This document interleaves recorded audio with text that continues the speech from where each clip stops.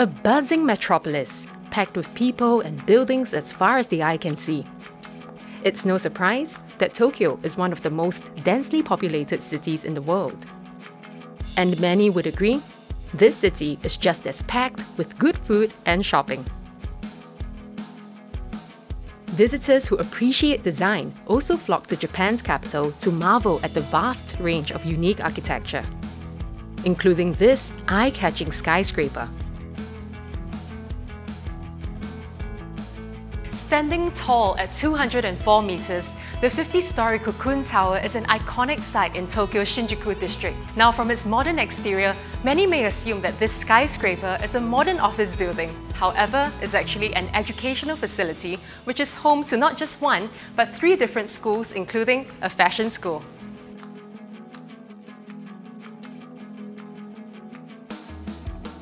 Winner of the Empress Skyscraper Award in 2008, Cocoon Tower is the second tallest educational facility in the world. This innovative vertical campus was designed by renowned architect Paul Tange. This building is already 10 years old, and this year we got the award for 50 most influential building built in last 50 years award.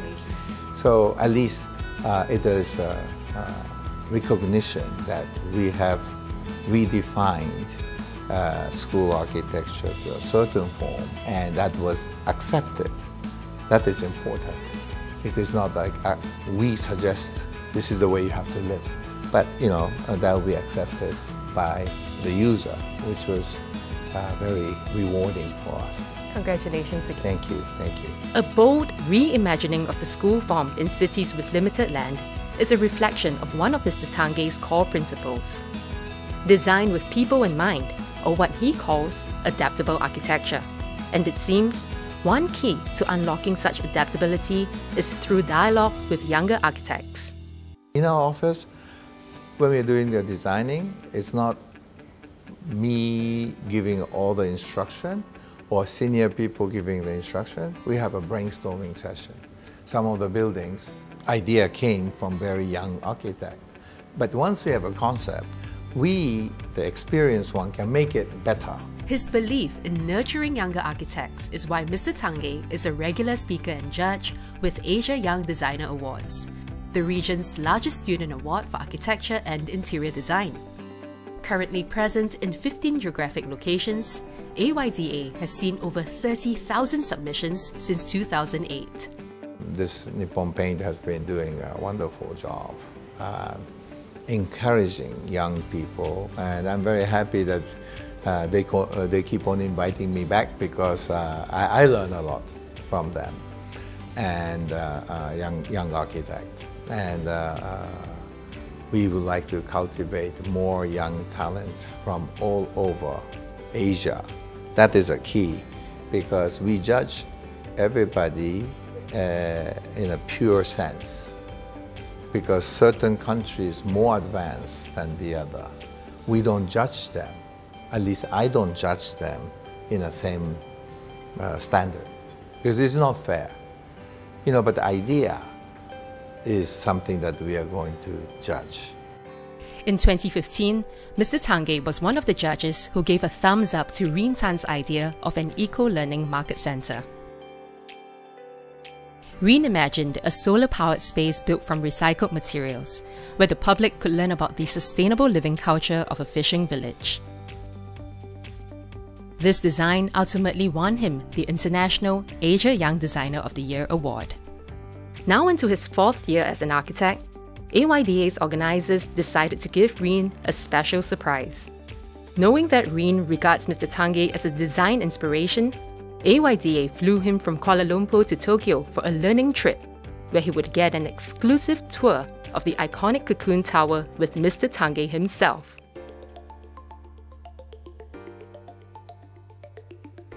Now that we're actually here at Cocoon Tower, Mr. Tange, would you do us the honor of taking us around to see your 3 favorite features? But of course, let us start. Fantastic. So Mr. Tange, you're about to show us your favorite feature. Yes. Or one of the 3 favorites. So what's the first one? The first one is actually the shape of the building. we don't design building just to give you only the shape. I mean, it has to be comprehensive idea. The shape came like this because, of course, we named it Cocoon Tower because a student is like cocoon. You know, we cherish them, nourish them, all this, and educate them, and then they go to the real world. At the same time, we give urbanistically open space on the ground. Right. Because by making it narrow on the bottom, you have more open space. And also, when you look on top, it's pointy, which means that you give back more sky compared to the square building. So it is much more logical in an urbanistic way, and at the same time, it actually represents the function itself. Yeah. And also, we have, of course, in a tall building like this in Japan, you have to have an emergency escape and a helipad. Originally, actually, this used to open three-way.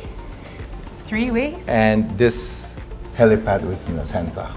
But in the course of designing, as you know, I think less movement, less moving piece is safer. So what we did is instead, it's only one opened up. And once a year, we do this testing by the regulation of the fire department.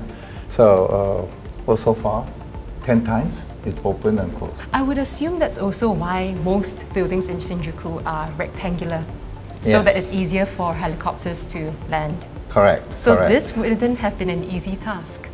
No, but we really believe that building should represent the function of the building.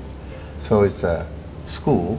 I mean, boring square-looking office-like would not work. So this is the reason that we have created this kind of form. Reen, any questions for Mr. Tange? Yeah, so after 10 years of building already built, is there anything you think that it can be improved better for the students? Or you think the students should have like more priority in terms of like space and usage? Well, I think we are always talking to the client because this is, we are the architect, but the owner have all the right to say. And now actually this 50th floor will be renovated into a student lounge for all three schools. We have, later on we show you the schoolyard type of space, but that's for each school. But this one is going to be for all student use. It's very exciting. Yes. And you get like a billion-dollar view of Tokyo, not just a million-dollar view. That's right, that's right. Beautiful. What's next? What's your second favorite feature? Well, second feature maybe go to the actually the facade. Sure. Because we talk about cocoon, and it's not only the shape, but even the facade treatment. We have this dotted line, which is irregularly placed, so it looks like a pattern of the cocoon. Mind you, this is actual structural form. What is it made of? This is steel. Okay. And actually it's exposed because our idea with the client is that students should learn how buildings are built. So instead of covering it, we just expose it. And then you can see all the welded position because that, again, we just want to show it didn't come in one piece. Right? And then, but this, it'll be much more regulated pattern because of course the structure has to be regulated. Yes. So besides from that, we want to have more irregular cocoon-like patterns. So that's how we place these dots. And are they stuck on inside or outside? It is trying outside. to figure it out. It is really? outside. It's not inside? It is not inside. So you can feel it. They must be really resistant then. Yes. Gee. Wow. It could be, we can say it's Japanese technology. That's pretty impressive. But we really have to talk to the manufacturer. Because if it's inside, it does not show up as much. Because there will be a glass in between. Yep. So this is... This is impressive. And 10 years has passed, and it's still there. Yeah.